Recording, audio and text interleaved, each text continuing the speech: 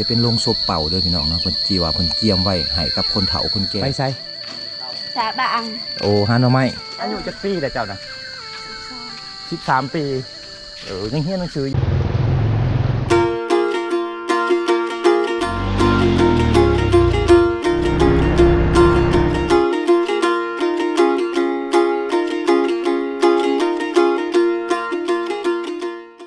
กราบทักทายสบายดีสวัสดีพ่อแม่พี่น้องเมื่อสุขูสุคนคือเก่ายินดีต้อนรับทุกคนเข้าสู่ช่องบ่าวโหนดพาเลาะพี่น้องอีพีนี้บ่าวโหนดพาพ่อแม่พี่น้องมาที่บ้านปะตุ้ยพี่น้องเลยเนาะบ้านปะตุ้ยนี่แมนอยู่ที่เมืองนองแขวงสวรรณเขตพี่น้อง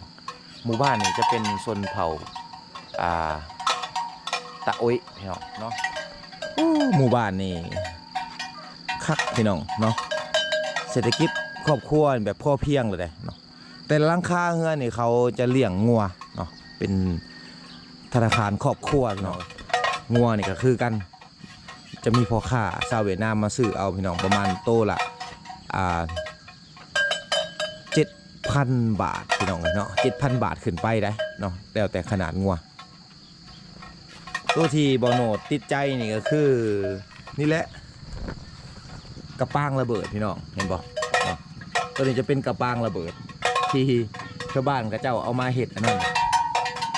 เอามาเห็ดเป็นคอกงัวเป็นเสาคอกงัวพี่น้องเนาะเมื่อคืนนี้บ่าวโหนดมาพักอยู่ที่เฮือนอาจารย์แก้วพี่น้องเคยตะโอ้ยน้องเมื่อคืนเนาะมาพักเมื่อคืนนี่มานอนนี่1 คืนพี่น้องแต่ว่ามื้อนี้อาจจะไปนอนตัวเมืองเนาะตัวเมืองนองเงินซานเหมือนกันยังคือเก่าพี่น้องเนาะเพิ่นต้อนรับอย่างดีเลยเนาะเวลาแขกบ้านไทยเมืองมาเนาะ สบายดีไหมเอ้ยสบายดีบันส่วนลังโอ้เพิ่นหนึ่งเขาเพิ่น1เขาตอนเช้าไปให้บ่มื้อนี้กะมื้อนี้พักโอ้บ่ได้ไปเนาะไปให้นี่จักมื้อแหละหลายมื้อแล้วเนาะเป็นไปหายหลายมื้อนี้พักผ่อนมื้อนี้ อันนี้ก็คือเมทัลหน่อยเนาะเมทัลหน่อยอาจารย์แก้วเคยตะอุ้ยพี่น้องเนาะลูกเพิ่นเขาจะเศร้าเพราะว่าอาจารย์แก้วเพิ่นมี2เมทัลเด้เพิ่นมีเมทัลน้อยละ1เท่าเมทัลใหญ่เอาล้านเมทัลใหญ่เอาล้านอยู่เพื่อนเนาะพูดเมทัลใหญ่เพิ่นก็เอาล้านอยู่เพื่อนอยู่ข้างในพุ่นสับเปลี่ยนหน้าที่กันทำงานลูกไผ่บ่ลูกไผ่มาเลยเนาะ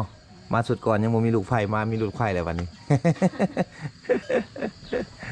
เราเห็นชาวบ้านเขาเจ้ากำลังออกไห่ได้ออกสวนไปไห่เลยโอ้เยิ่งบ่ใกล้ๆ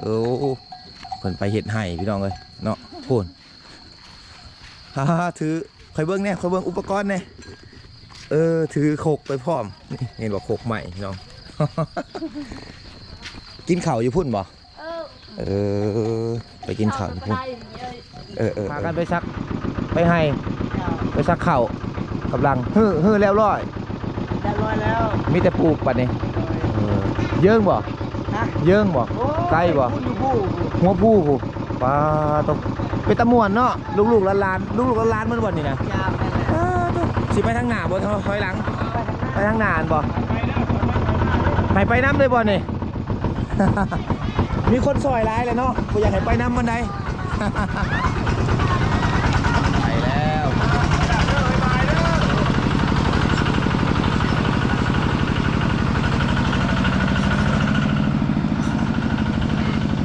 สบายดีนี่ก็คืออาจารย์แก้ววิไลเคยตะโอยพี่น้องเพิ่นพามาเลาะบ้านเพิ่นมานอนเฮือนเพิ่นได้เมื่อคืนนี่กับบริทายเพิ่นซ้ำมาคำโพดเมื่อคืนเนาะข่อยมาคำก็เลยบริทายเจ้าซ้ำเนาะเดินทางมาเมื่อยแน่พี่น้องชั่วโมงมาเดินทางมาแต่สวรรณเขต3-4 ชั่วโมงก่อนจะมาฮอดบ้านเพิ่นต้องรอเขาเก่าเนาะบ่ได้เห็นดุนเลยช่วงใหม่เมียเศร้าย่านกล้องเหรอตีเมียจ้ะยังอยู่ว่ายังดึงอยู่ก็ดึงใช่อยู่กำลังช้อมเอาพี่น้องอันนี้แหละก็คืออาจารย์แก้ววิไลเคยตะโอยเนาะงัวเพิ่นอยู่ในเขตนี่ทั่วหลายพี่น้อง ช่วงที่เบาโหนดมาปีกายนี่ร้ายกว่านี้อีกเลยเนาะประมาณครอบครัวละ20 กว่าพี่น้อง20 กว่าขึ้นนะเนาะเวลาเขาปล่อยตอนเช้าๆนี่ประมาณ9 โมงเขาปล่อยไปนี่งัวควายเขานี่วุ่นอะไรเนาะ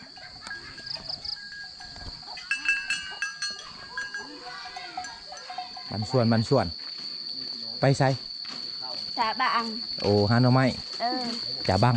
จะบังคือไปหาหน่อไม้เลยพี่น้องบังนี่หน่อไม้ หนาวมัวไอ้เด็ก คือสิไปไกลขนาดเนาะเยิ่งบ่ เยอะ อยู่ไห่พุ่นเลยเนาะได้อันทงกระสอบคนละทงแล้วก็ได้อันเสียมพี่น้องเลยเนาะคอยขอเบิ่งแหน่เสียมเจ้านะ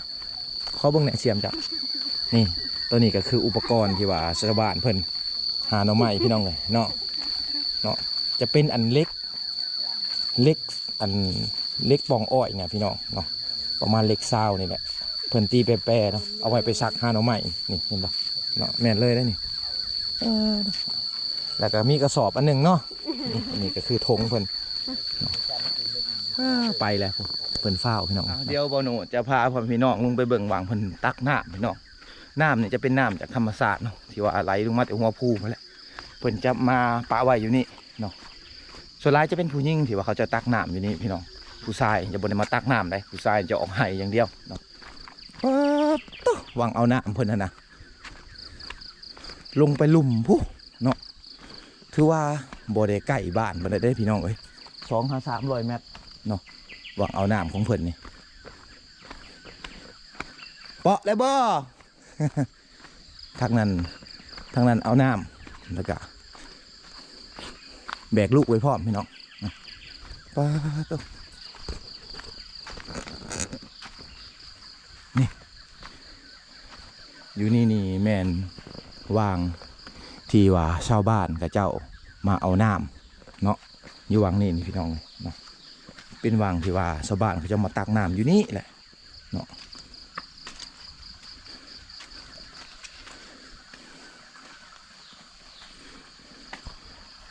น้ำตัวนี้แม่นน้ำธรรมชาติพี่น้องเนาะที่ว่าไหลออกมาแต่ก้อนหินเนาะนี่เพิ่นจะก่อไว้นะเนาะก่อตันไว้ในช่วงฤดูแล้งนี่ชาวบ้านเขาจะมาใส่น้ำอยู่นี่แต่ว่าน้ำอยู่บ้านเขาบ่พอพี่น้องเนาะ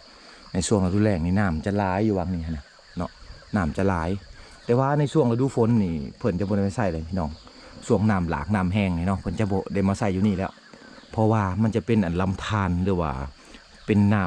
ำที่ว่าไหลมาแต่หัวภูอีกเทื่อหนึ่งพี่น้องวางนี่เนาะน้ำมันจะขึ้นสูงและอยู่บริเวณที่ว่าเบาโหนดถ่ายให้พ่อแม่พี่น้องที่เบิ่งนี่น้ำมันจะท่วมพี่น้องก็เลยว่าใส่แต่ในฤดูแล้งเท่านั้นเนาะเขาจะใส่ในฤดูแล้งเท่านั้นนี่แหละพี่น้องแหล่งน้ำธรรมชาติของชาวบ้านเพิ่นเนาะเวลาที่ว่าเขาเจ้าเอาไปเดี๋ยวเขาเอาไปต้มก่อนเด้อพี่น้องเด้อเขาเอาไปต้มก่อนเขาจึงกินเนาะบันส่วนสบายดีอันนี้กระมูนบ่นี่ไอ้กองเพิ่นไอ้กองอายุยังน้อยหนึ่งได้เนาะมาซอยแม่ซอยพ่อตักน้ำไปเปาะโตบนักบนไอพี่น้องสิล่ะไอคอแบกเลยไอคอแบกเนี่ยไอหนึ่งเดินอ้าวพี่น้องเดี๋ยวบอโนจะคอแบกน้ำน้ำเพิ่นก่อนเนาะมันชินักสำไรฮะนะอ่ะโอเคออกเลยเจ้าปัดอันเวลาเขาแบกน้ำนี่เขาต้องมีอันทาย่างเลยพี่น้องเลยเนาะโมเมนต์เขาชี้ย่างตึกแห้งๆไปเขาต้องย่างแบบค่อยๆแบบสิเลยน้อยย่างเป็นจังหวะนี่เห็นบอกถ้าว่าเขาย่างไว้ลายก็บ่ได้พี่น้องเขาย่างไว้ลายเดี๋ยวน้ำมันสิแกงเนาะเห็ดไห่แบกยากนี่จะแบกคู่มือบ่ล่ะแบกน้ำนี่อันนี้น้องสาวเพิ่นแบกคู่มือได้พี่น้องเนาะแบกน้ำนี่นะตาโตย่างแต่เฮือนหาวางแบกน้ำนี่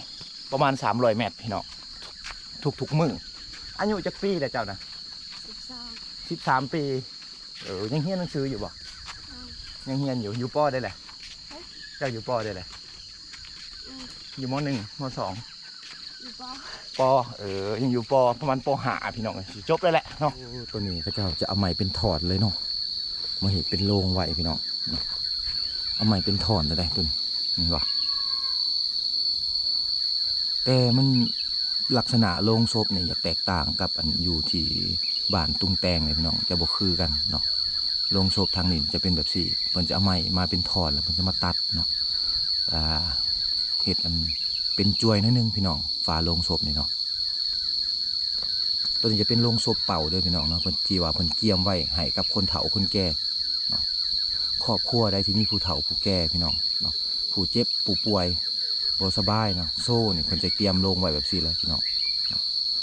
ถ้าว่าเจ็บป่วยบ่สบายแล้วก็ตายมานี่เพิ่นก็จะเอาโลงนี่แหละใส่เนาะเพราะว่าเขตอยู่เพราะว่าเขตบ้านเพิ่นนี่ห่างไกลกับอันนั้นใดห่างไกลกับตัวเมืองวางที่ว่าจะไปซื้อโลงศพคืออยู่ในเมืองคือบ้านเฮานี่มันจะบ่มีพี่น้องเพิ่นก็เลยว่าต้องได้เฮ็ดไว้เนาะนี่ลักษณะโลงศพเพิ่นนี่แตกต่างกันเนาะกับยันอยู่บ้านอื่นเพิ่นจะเฮ็ดอันหัวที่ว่าห้อยไว้พี่น้องเห็นบ่ห้อยไว้นี่ก็คือเอาไม้ซุบเขาเนาะเอาไม้ซุบเขาประมาณ4 คนแบกเลยลงไปเนาะ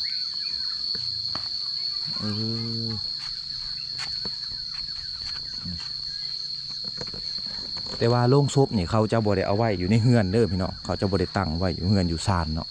เขาจะปะไว้อยู่ตีนบ้านเนาะปะไว้อยู่ตีนบ้านข้างๆกับอันเหล้า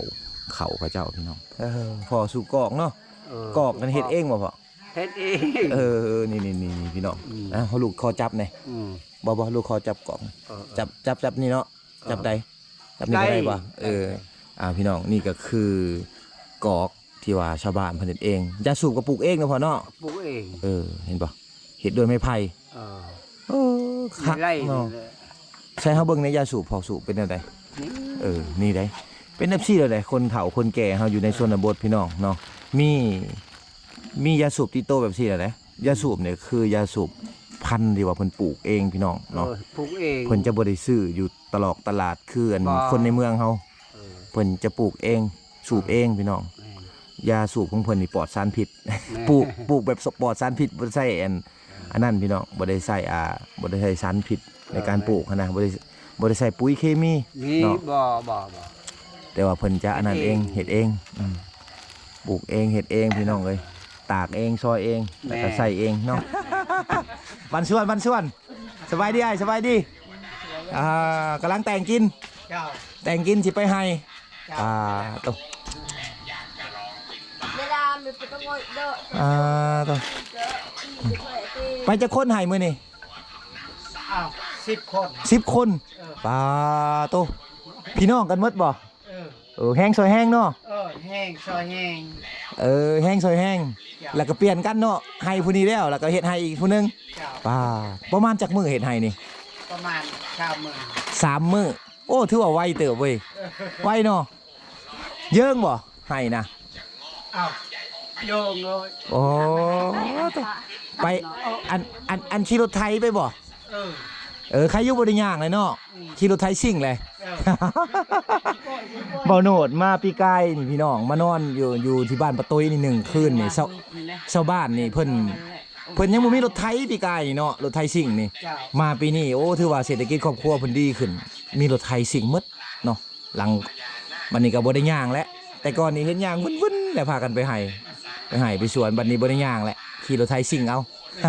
เป็นตะม่วนเนาะไปหลายคนกินข้าวเที่ยงพุ่นเห็นบ่ไปกินข้าวเที่ยงพุ่นแล้วก็จักโมงมาบัดนี้ประมาณ4 โมงก็มาเฮือนตอนเช้าแล้วก็ไปใหม่อีกพี่น้องเอ้าแนวนี้ได้พี่น้องวิถีชีวิตชนบทอันทางเขตอันบ้านปะตุ้ยเนาะทางเขตเมืองนองอันช่วงประมาณเดือน5เดือน6เดือน7เดือน8นี่จะอยู่ไห้แล้วเนาะเฮ็ดไห้อยู่หนาวแต่ก่อนนี่ไปไห้นี่ได้ไปนอนเลยเนาะบ่มีรถไถนี่แม่นบ่ย่างเงาบางคนก็ย่างบางคนก็เรียกว่านอนอยู่ไห้เลยมันไกลเนาะเยิงเนาะ แต่ยังกินไอ้เห็ดยังกินอ่ะนะ หอย หอยต้มหอยกระกรอบอ่ะกรอบอ่ะคำศัพท์วันละคำพี่น้องเนาะคำศัพท์ส่วนเผ่าบ่โนดก็คอยเฮียนเอาแหละเนาะพอได้ล้มน้ำเพิ่นอันนี้กระปูโอ้ อาริยะ อาริยักอันนี้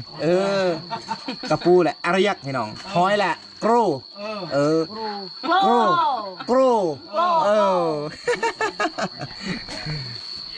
ขักอะไรพี่น้องไอ้นอทางนี่โคกเพิ่นนี่เห็นว่าโคกตำแจวมันนี่โคกไหม้ได้นี่โคกไหม้จากธรรมชาติล้วนเป็นเห็ดบุมีแตกบุมีเพเนาะใส่ได้พอลูกรุ่นหลาน โอ้ย เฮาอาชีพเราเท่านี้เรียกว่าเฮาสิกินไปในกระดงไทยนี่ก็บ่ได้ โอ้ มันได้ว่าเฮายกขึ้นเอาไว้แบบนี้ พิษอีกแมันบอก ผิด โอ้ ก็จะกินเตงกิน ขามบ่ได้เนาะ ได้ว่าเฮาได้ว่ากระตุกมันอยู่ปลายพวกนั้นปลายในกระโดนนี่ก็มันบ่ได้ บ่ได้โอ้ต้องเอาหลีกออก ต้องหลีก เวลานั่งกินข้าวนี่บ่ให้ปิ้นป้ายไม้ใส่ เนาะต้องเอาป้ายไม้ออกถ้าพิษฮีดเนาะ ผิด อ่ะ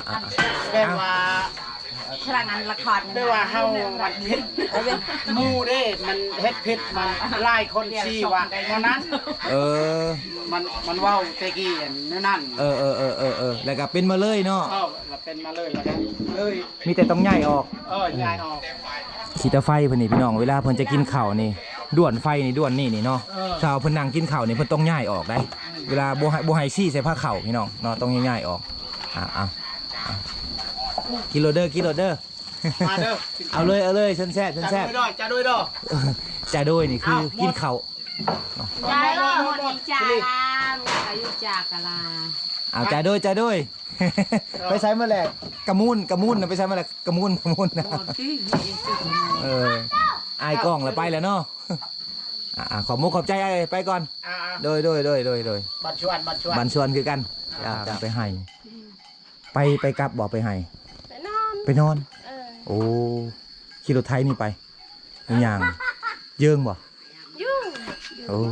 ไก่เพิ่นจะขี่รถไทยสิ่งแบบสิได้พี่น้องเดี๋ยวนี้ไปเนาะแต่ว่าเพิ่นจะไปนอน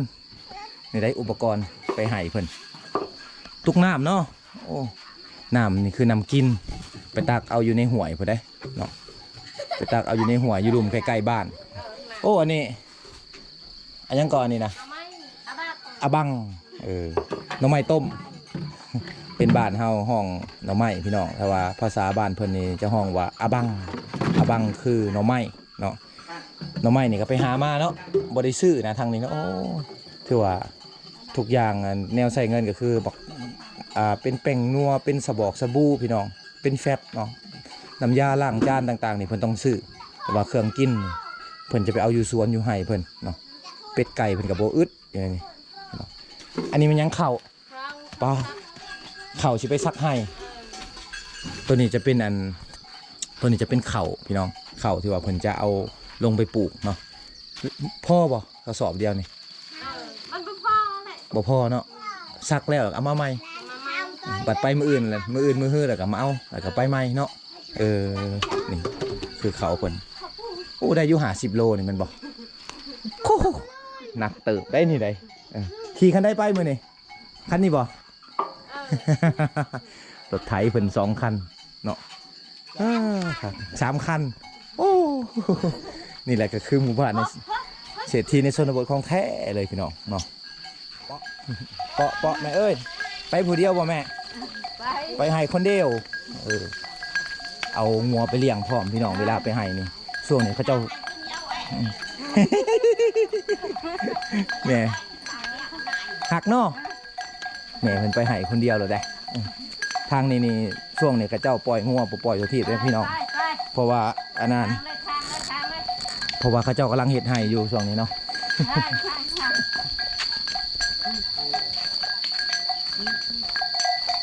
วางนี่จะเป็นวางที่ว่าเขาเจ้าเอาเข่ามาไว้พี่น้องหรือว่าห้องอีกอย่างหนึ่งก็คือเหล้านั่นเองเนาะชนเผ่าตะโอยอยู่ในเขตเมืองนองนี่เพิ่นจะบ่ได้เอาเข่าไว้ อยู่ในเฮือนในซ่านเลยพี่น้องเพิ่นจะมาปะไว้อยู่นี่เนาะนี่ก็คือสถานที่ที่ว่าเพิ่นมาสร้างเหล้าไว้เนาะปันชวน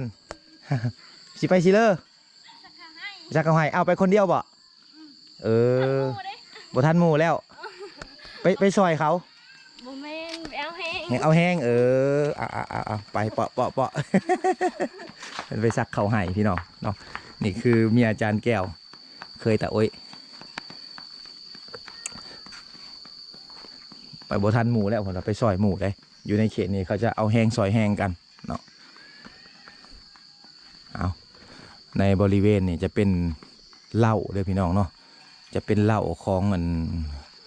ชาวบ้านเขาเนาะในเขตนี่เหล้านี่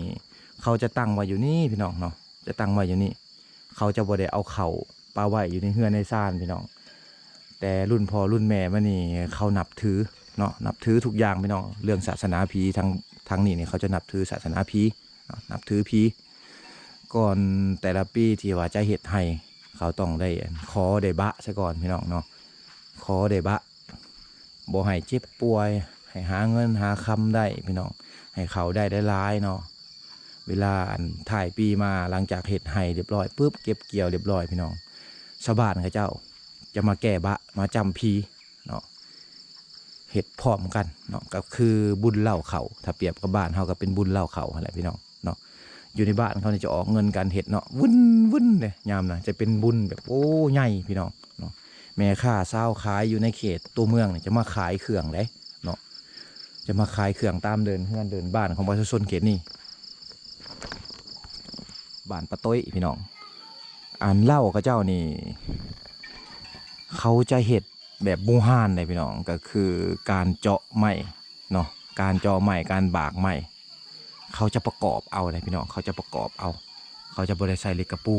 ตอกคือเฮือนสมัยใหม่เนาะเขาจะเห็ดแบบบูฮานเลยพี่น้องไม้จะเป็นไม้เป็นต้